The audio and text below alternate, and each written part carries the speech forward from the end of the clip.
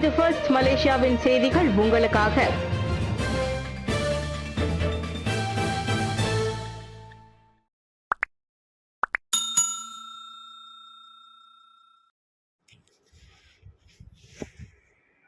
ஏஐஎம்எஸ்டி நமது தேர்வு இலவச கல்வி சுற்றுலாவில் பினாங்கில் இருந்து 1100 மாணவர்கள் பங்கேற்பு. ஏஐஎம்எஸ்டி நமது தேர்வு பிரச்சார இயக்கத்தின் ஒரு பகுதியாக பினாங்கு மஇக ஏற்பாட்டில் 1100 மாணவர்கள் நேற்று கெடா ஏஐஎம்எஸ்டி பல்கலைக்கழகத்திற்கு இலவச சுற்றுலா மேற்கொண்டனர். 13 நாடாளுமன்ற தொகுதிகளில் இருந்து எஸ்பிஎம் எஸ்டிபிஎம் மாணவர்களோடு அவ்விரு பொது தேர்வுகளையும் முடித்த மாணவர்களும் இதில் பங்கேற்றனர். மாணவர்களுக்கு ஏஐஎம்எஸ்டி வழங்கும் டிப்ளமோ மற்றும் பட்டப்படிப்புகள் குறித்தும் அதற்கு தேவையான குறைந்தபட்ச தேர்ச்சி குறித்தும் விளக்கப்பட்டதால் மாணவர்களுக்கு தெளிவு கிடைத்ததாக கே. பார்வதி கூறினார். அறிவியல், மருத்துவம், மருந்தகம், பொறியியல் உள்ளிட்ட அனைத்து கல்வி புலங்களும் அவர்களுக்கு சுற்றி காட்டப்பட்டன. அங்குள்ள வசதிகளை கண்டு மாணவர்கள் ஆச்சரியத்தில் மூழ்கியதாக மஇக தேசிய இளைஞர் பிரிவு தலைவர் அரவிந்த் கிருஷ்ணன் கூறினார். இலவச கல்வி சுற்றுலா, ஏஐஎம்எஸ்டி பொது நாள் என ஒரே சமயத்தில் 2 நிகழ்ச்சிகள் நடைபெற்றதால் ஏராளமான மாணவர்களுக்கு ஏஐஎம்எஸ்டி பற்றி விளக்கமளிக்க ஏதுவாக இருந்ததாக மாணவர் சேர்ப்பு பிரிவின் துணைத் தலைவர் திறன் தெரிவித்தார். இதனிடையே ஏஐஎம்எஸ்டியில் உள்ள கல்வி வசதிகள் குறித்து துல்லியமாக மாணவர்களுக்கு விளக்கப்பட்ட நிலையில் மிக சிறந்த தேர்ச்சிகளுடன் வரும் மாணவர்களுக்கு கல்வி உபகார சம்பளம் வழங்க மஇக தேசிய தலைவர் தான் ஸ்ரீ எஸ்.ஏ. விக்னேஸ்வரன் எடுத்து வரும் முயற்சிகளை மஇக மத்திய செயலவை உறுப்பினர் எல். சிவசுப்பிரமணியம் பாராட்டினார். மாணவர்களோடு வந்திருந்த சுமார் 200 பெற்றோர்களுக்கும் இந்நிகழ்ச்சி மன திருப்தியை ஏற்படுத்தியதாக பினாங்கு மஇக தலைவர் ஜே. தினகரன் கூறினார். வாழ்க்கையில் முன்னேற கல்வி மிகவும் முக்கியமாகும். இதனை முன்னிறுத்தியே ஏஐஎம்எஸ்டி பல்கலைக்கழகம் நமது இந்திய மாணவர்களுக்கு குறைந்த கட்டணத்தில் கல்வி வாய்ப்புகளை ஏற்படுத்தி தருகிறது. அதோடு பெற்றோர்களின் நிதி சுமையை குறைக்கும் வகையில் உபகார சம்பளம் மற்றும் கல்வி கடன் உதவிகளும் வழங்கப்படுகின்றன. இந்த வாய்ப்புகளையும் கெடாவில் அமைந்துள்ள பிரம்மாண்ட ஏஐஎம்எஸ்டி பல்கலைக்கழக வளாகத்தையும் மாணவர்கள் நேரில் கண்டு உணர ஏதுவாக இந்த ஒருநாள் இலவச கல்வி சுற்றுலா ஏற்பாடு செய்யப்பட்டிருந்தது. பினாங்கு இந்து அறப்பணி வாரியத்தின் ஆலய டிஜிட்டல் மயமாக்கல் முயற்சி. அமைச்சர் கோபிநாத் சிங் அறிமுகம். பினாங்கு இந்து அறப்பணி வாரியத்தின் அடுத்த மைல்கல் சாதனையாக இந்து ஆலயங்களின் டிஜிட்டல் மயமாக்கல் அமைந்துள்ளது. பாரம்பரியமும் தொழில்நுட்பமும் ஒன்றிணையும் இம்முயற்சியை இலக்கவியல் அமைச்சர் கோபிநாத் சிங் டியோ நேற்றிரவு அறிமுகம் செய்து வைத்தார். அறப்பணி வாரியத்தின் அம்முயற்சி தொழில்நுட்ப வளர்ச்சிக்கு ஏற்ற ஒன்று என பாராட்டிய கோபிநாத், ஆலயங்களின் டிஜிட்டல் மயமாக்கலை தாமத அமைச்சு தொடர்ந்து ஆதரித்து வருமென்றார்.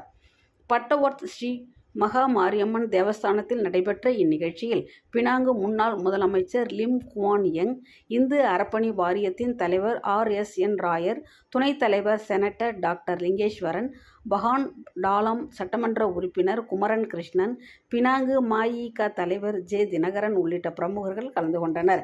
இந்த டிஜிட்டல் மயமாக்கல் முயற்சியானது பினாங்கு இந்து அறப்பணி வாரியத்தின் கீழுள்ள பாலதண்டாயுதபாணி ஆலயம், ஸ்ரீ ராமர் கோவில், குயின்ஸ் ஸ்ட்ரீட் மாரியம்மன் கோவில், ஸ்ரீ கிருஷ்ணகுஞ்ச் பிகாரி மந்திர் உள்ளிட்ட முக்கிய ஆலயங்களை உட்படுத்தியிருக்கும். பக்தர்களுக்கு சுமூகமான சேவைகள், அதிக வெளிப்படைத்தன்மை மற்றும் மேம்பட்ட வசதியை இந்த டிஜிட்டல் மயமாக்கல் வழங்குகிறது. டிஜிட்டல் கியோஸ் இயந்திரங்கள் முதல் புதுப்பிக்கப்பட்ட ஆலய மேலாண்மை அமைப்புகள் வரை புனித மரபுகளை பாதுகாக்கும் அதேவேளை நவீனமயமாக்கலையும் ஏற்றுக்கொள்வதாக அறப்பணி வாரியம் கூறியது. இந்த உருமாற்று திட்டத்திற்கு துணை நின்ற தலைவர்கள், ஆலய நிர்வாகங்கள், பக்தர்கள், பொதுமக்கள் அனைவருக்கும் நன்றி. இதே உணர்வோடு ஒற்றுமை, பெருமை, புத்தாக்கத்தோடு தொடர்ந்து பீடுநடை போடுவோம் என வாரிய தலைவர் RSN ராயர் கூறினார். ஊழல் தடுப்பு பிரச்சாரத்தை மேம்படுத்த சாரா என்ற பெயரில் AI உருவத்தை உருவாக்கிய MACC. மலேசிய ஊழல் தடுப்பு ஆணையமான MACC தனது முதல் மெய்நிகர் அதிகாரியின் அவதாரத்தை அறிமுகப்படுத்தியுள்ளது. AI அதிநவீன தொழில்நுட்ப உதவியுடன் உருவாக்கப்பட்டுள்ள இந்த பெண் அதிகாரி கதாபாத்திரத்திற்கு சாயா ஆன்டி ரேஷுவா என்பதன் சுருக்கமான சாரா என பெயரிடப்பட்டுள்ளது. தொழில்நுட்ப வளர்ச்சிக்கு ஏற்ப சமூக ஊடகங்களில் ஊழல் தடுப்பு பிரச்சாரங்களை மேற்கொள்வதற்காக MACC இம்முயற்சியில் இறங்கியுள்ளது. வெள்ளிக்கிழமை நடைபெற்ற MACC ஊடக விருந்தளிப்பு விழாவின் போது வீடியோ வாயிலாக சாரா அறிமுகப்படுத்தப்பட்டார். இதற்கு முன் EPF எனப்படும் ஊழியர் சேமநிதி வாரியமும் எல்யா என்ற பெயரில் இதே போன்றதொரு மெய்நிகர் பெண் கதாபாத்திரத்தை உருவாக்கி இருந்தது. எல்யாவை கேளுங்கள் என்ற அங்கத்தில் EPF குறித்த மக்களின் கேள்விகளுக்கு அந்த மெய்நிகர் அதிகாரி பதிலளித்து வருகிறது. விடை பெற்றார் சிவகுமார். தாயாருடன் உடல் தகனம். ரசிகர்கள் கண்ணீர் அஞ்சலி. ரசிகர்களை திடீர் சோகத்தில் ஆழ்த்திவிட்டு விடைபெற்று சென்றுள்ளார் பிரபல பாடகரும் நடிகருமான சிவகுமார் ஜெயபாலன். நேற்று முன்தினம் திடீர் மரணமுற்ற சிவகுமார் மற்றும் அவரின் தாயார் தமிழரசியின் இறுதி சடங்குகள் இன்று காலை 11 மணிக்கு சிலாங்கூர் கில்லான் தாமான் ஸ்ரீ செந்தோசா ஜெயாவில் உள்ள அவரது உறவினர் வீட்டில் நடைபெற்றன. உற்றார் உறவினர்கள், நண்பர்கள், கலை உலகினர், ரசிகர்கள் என திரளானோர் வந்து சிவகுமாருக்கு கண்ணீர் அஞ்சலி செலுத்தினர். அனைவரிடமும் சிரித்து பழகக்கூடியவரான சிவகுமாரின் மறைவை பலராலும் இன்னும் நம்ப முடியாமல் இருப்பதை இறுதி சடங்கில் காண முடிந்தது. இறுதி சடங்கு முடிந்து ஊர்வலமாக எடுத்து செல்லப்பட்ட இருவரின் உடல்களும் பிற்பகல் 2 மணிக்கு சிம்பாங் லீமா இடுகாட்டில் தகனம் செய்யப்பட்டன.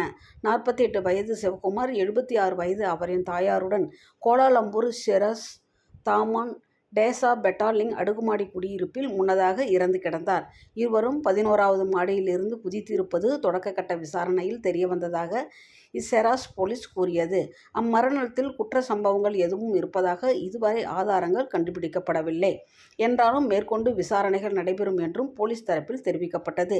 2006 ஆஸ்ட்ரோ பாடல் திறன் போட்டியின் மூலம் கலைத்துறைக்கு அறிமுகமான சிவகுமார் தனது திறமையால் குறுகிய காலகட்டத்திலேயே மக்கள் மனதில் இடம் பிடித்தார். இந்நிலையில் இவரின் திடீர் மரணம் பெரும் அதிர்ச்சியையும் சோகத்தையும் ஏற்படுத்தியுள்ளது. மலேசிய கிண்ணத்தை JDT வென்றது. இறுதி ஆட்டத்திற்கு முன்பு வெளியில் ரசிகர்கள் மோதல். புக்கிட் ஜாலில் தேசிய விளையாட்டு அரங்கில் நேற்று இரவு JDT பஹாங் இடையிலான மலேசிய கிண்ண கால்பந்து இறுதி ஆட்டம் தொடங்கும் முன்னர் வெளியில் ரசிகர்கள் மோதிக்கொண்டனர். இரு தரப்பினருக்கும் தள்ளுமுள்ளுவில் இறங்க கோன் எனப்படும் பாதுகாப்பு கொம்புகளும் பறந்தன. பட்டாசுகளும் வீசப்பட்டதால் நிலவரம் மோசமானது. எனினும் பாதுகாப்பு அதிகாரிகள் தலையிட்டு நிலவரத்தை கட்டுக்குள் கொண்டு வந்தனர். இரு அணிகளும் திடலில் மோதிக்கொள்ளும் முன்னர் அவற்றின் ரசிகர்கள் வெளியில் மோதிக்கொண்ட வீடியோக்கள் முன்னதாக சமூக ஊடகங்களில் வைரலாயின. இவ்வேளையில் அந்த இறுதி ஆட்டத்தில் பலரும் எதிர்பார்த்தபடி JDTA வகை சூடியது. முதலில் பின்தங்கினாலும் கடைசியில் 2-1 என்ற கோல் வித்தியாசத்தில் மலேசிய கிண்ணத்தை அது தற்காத்து கொண்டது. பஹாங்கின் கோலை சரவணன் போட்டார். JDT இப்பருவத்தில் ஏற்கனவே சேரிட்டி ஷீல்ட், FA கிண்ணம், சூப்பர் லீக் கிண்ணம் என 3 முக்கிய வெற்றியாளர் பட்டங்களை வென்றுவிட்ட நிலையில் எஞ்சியிருந்த இந்த மலேசிய கிண்ணத்தையும் இப்பொழுது கைப்பற்றியுள்ளது. அதே சமயம் ட்ரிபிள் எனப்படும் ஒரே பருவத்தில் 3 முக்கிய கோப்பைகளை 3 முறை வென்ற முதல் அணி என்ற சாதனையையும் JDT படைத்துள்ளது. சூப்பர் லீக், FA கிண்ணம், மலேசிய கிண்ணம் ஆகியவற்றை ஒரே பருவத்தில் வென்றால் ட்ரிபிள் என அழைக்கப்படும். பெங் ஷூய் மாஸ்டர் கொடுத்த ஆலோசனையால் 11.88 மில்லியன் ரிங்கிட் ஜாக்பாட் வென்ற ஆடவர். பெங் ஷூய் சீன வாஸ்து பரிகார மாஸ்டரின் ஆலோசனையை பெற்ற பினாங்கு ஆடவருக்கு மெக்னம் 4D ஜாக்பாட் குலுக்குச்சீட்டில் 11.88 மில்லியன் ரிங்கிட் பரிசு தொகை விழுந்திருக்கிறது. அந்த அதிர்ஷ்டக்காரர் ஏப்ரல் 5ஆம் தேதி பட்டவர்த் சுங்கை பெனுவில் உள்ள மெக்னம் கடையில் 185/25 என்ற குலுக்குச்சீட்டை வாங்கியுள்ளார். அவரின் டிக்கெட் 11.8845 மில்லியன் ரிங்கிட் பரிசு பணத்தை தட்டிச் சென்றது. பண ரீதியாக அதிர்ஷ்டத்தை அதிகரிக்க பெங் ஷூய் மாஸ்டரை போய் பார்க்குமாறு நண்பர் ஒருவர் அவரிடம் ஆலோசனை கூறியுள்ளார். அந்த வாஸ்து பரிகார மாஸ்டரோ உங்கள் மருமகனின் அதிர்ஷ்ட எண் மீது பந்தயம் கட்டுங்கள் என மிக எளிய ஆலோசனை வழங்கினார். அதையே அவரும் பின்பற்ற இன்று ஒரே நாளில் கோடீஸ்வரர் ஆகியுள்ளார் அந்நபர். வாழ்க்கையை மாற்றியுள்ள அந்த பரிசு பணத்தின் மூலம் தனது மனைவியை அழைத்து கொண்டு அவர் கனவு சுற்றுலா சென்றுள்ளார். இருந்த கடன் அனைத்தையும் அடைத்துவிட்டு தற்பொழுது நிம்மதியான வாழ்க்கையை அவர் வாழத் தொடங்கியுள்ளார். கட்டுப்பாடற்ற பாலியல் உறவால் 13 வயதில் HIV நோய். எய்ட்ஸ் மன்றம் பகீர் தகவல். கட்டுப்பாடற்ற பாலியல் உறவுகளால் மலேசியர்கள் வெறும் 13 வயதிலேயே HIV நோய்க்கு ஆளாகும் பகீர் சம்பவங்கள் வெளிச்சத்துக்கு வந்துள்ளன.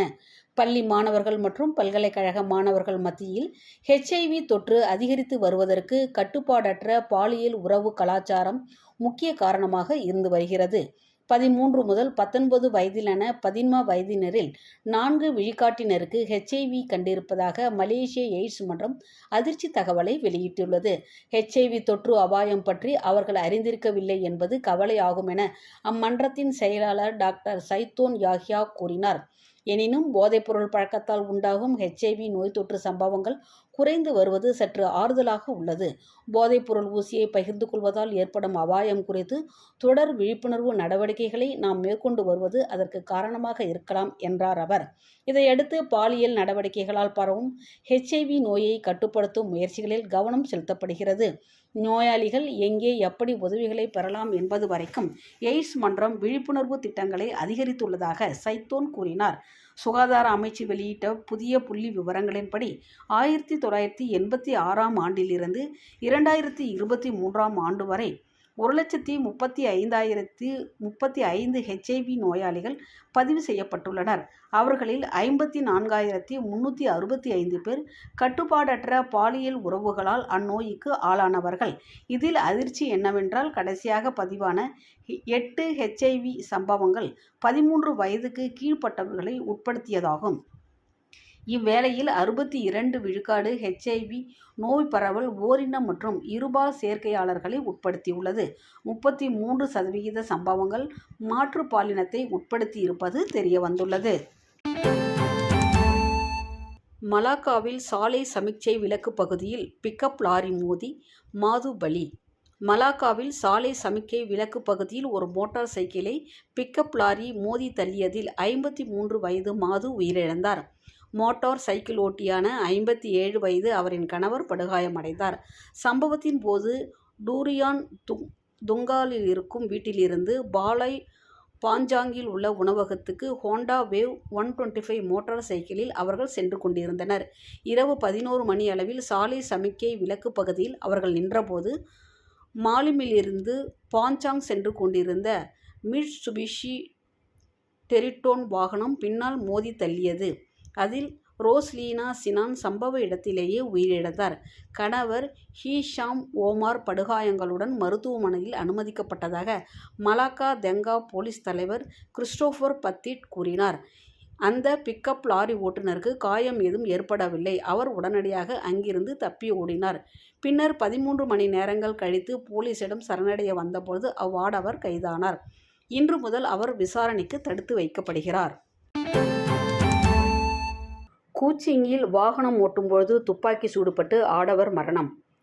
சரவாங் கூச்சிங்கில் வாகனம் ஓட்டும்போது துப்பாக்கி சூடுபட்டு 34 வயது ஆடவர் உயிரிழந்தார்.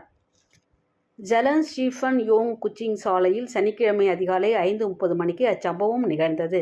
தலையில் சூடுபட்ட காயத்துடன் காரினுள் விழுந்து கிடந்தவரை கண்டு அவரின் 2 நண்பர்கள் போலீசுக்கு தகவல் கொடுத்தனர். இதையடுத்து குற்றவியல் சட்டத்தின் கீழ் அச்சம்பவம் விசாரிக்கப்படுவதாக படவான் மாவட்ட போலீஸ் கூறியது. சம்பவத்தை நேரில் பார்த்தவர்கள் தகவல்களை கொடுத்து விசாரணைக்கு உதவுமாறும் போலீஸ் கேட்டுக்கொண்டுள்ளது. ஜம்மு காஷ்மீர் பயங்கரவாத தாக்குதல். மற்றுமொரு சந்தேக நபரின் வீட்டை குண்டு வீசி தகர்த்த இந்திய ராணுவம். 26 பேரை பலி கொண்ட ஜம்மு காஷ்மீர் பயங்கரவாத தாக்குதலின் மற்றொரு சந்தேக நபரின் வீட்டை இந்திய ராணுவம் குண்டு வீசி தகர்த்துள்ளது. பாகிஸ்தான் கட்டுப்பாட்டில் உள்ள வட காஷ்மீரில் ஃபாரூக் அகமது தாத்வாவின் வீடு தரைமட்டமானது. 48 மணி நேரங்களில் இதுவரை 6 பயங்கரவாதிகள் அல்லது அவர்களுடன் தொடர்புடையவர்களின் வீடுகளை குண்டு வீசி தகர்த்துள்ளோம். சந்தேக நபர்கள் சிக்கும் வரை இந்த அதிரடி தொடரும் என இந்திய ராணுவம் கூறியுள்ளது. ஸ்ரீநகரில் நேற்று சுமார் 60 இடங்களில் சோதனைகள் நடத்தப்பட்டு அத்தாக்குதல் மேற்கொள்ளப்பட்டது. பயங்கரவாத நடவடிக்கைகளுடன் தொடர்புடைய ஆயுதங்கள், ஆவணங்கள், டிஜிட்டல் கருவிகள் போன்றவற்றை கைப்பற்றுவதையும் அச்சோதனைகள் நோக்கமாக கொண்டுள்ளன. இதனிடையே பகல்காம் பள்ளத்தாக்கு தாக்குதல் தொடர்பில் பாகிஸ்தான் மீது இந்தியா அடிப்படையற்ற குற்றச்சாட்டுகளை சுமத்துவதாக பாகிஸ்தான் பிரதமர் ஷஃபாஸ் ஷெரீப் கூறியுள்ளார். பயங்கரவாதிகளின் செயலுக்கு பாகிஸ்தானை குறை கூறுவதை இந்தியா நிறுத்த வேண்டுமென அவர் கேட்டுக்கொண்டார். அத்தாக்குதல் குறித்து பாரபட்சமின்றி விசாரணை நடத்துவதில் இந்தியாவுக்கு உதவ இஸ்லாமாபாத் தயாராக உள்ளதாக அவர் கூறினார். காஷ்மீர் தாக்குதல் பாகிஸ்தானே காரணம் என கூறி சிந்து நதிநீர் ஒப்பந்தத்தை தற்காலிகமாக ரத்து செய்தது உள்ளிட்ட 5 அதிரடி முடிவுகளை புதுடெல்லி எடுத்துள்ளது குறிப்பிடத்தக்கது. இதனால் இரு நாடுகளுக்கும் இடையில் மீண்டும் பதற்றம் அதிகரித்துள்ளது. பக்தி பாடலுக்கு அமானுஷ்ய உருவம் ஆடியதாம் வைரலாகும் சிசிடிவி வீடியோ. தமிழகத்தின் தென்காசி மாவட்டம் சங்கரன் கோவிலில் உள்ள ஒரு வீட்டின் சிசிடிவி கேமராவில் பதிவான மர்ம காட்சி தற்போது வைரலாகி வருகிறது. ஏப்ரல் 23ஆம் தேதி அதிகாலை எழுந்து வீட்டில் சாமி தரிசனம் செய்வதற்காக கண்ணன் என்பவர் வழக்கம் போல் சாமி பாடல்களை போட்டுள்ளார். இந்நிலையில் மறுநாள் சிசிடிவி கேமரா பதிவை பார்த்தபோது அவர் அதிர்ச்சியடைந்தார். அதில் முதல் நாள் தான் போட்ட பக்தி பாடலுக்கு ஏற்றவாறு அமானுஷ்ய உருவம் ஒன்று நடனமாடியதாம். இதனால் வியப்படைந்தவர் அந்த அமானுஷ்ய உருவம் கண்டிப்பாக தங்களின் குல தெய்வமாகத்தான் இருக்கும் என நம்புகிறார். குல தெய்வமே நேரில் வந்து காட்சி கொடுத்ததாகத்தான் நாங்கள் பார்க்கிறோம் என்றார் அவர். தமிழகத்தின் புதிய தலைமுறை தொலைக்காட்சி வெளியிட்டுள்ள இவ்வீடியோவுக்கு கலவையான கருத்துக்கள் கிடைத்து வருகின்றன. சிலர் ஆச்சரியத்துடன் பார்த்தாலும் இன்னும் சிலர் இதென்ன பித்தலாட்டம் என கேலி செய்து வருகின்றனர்.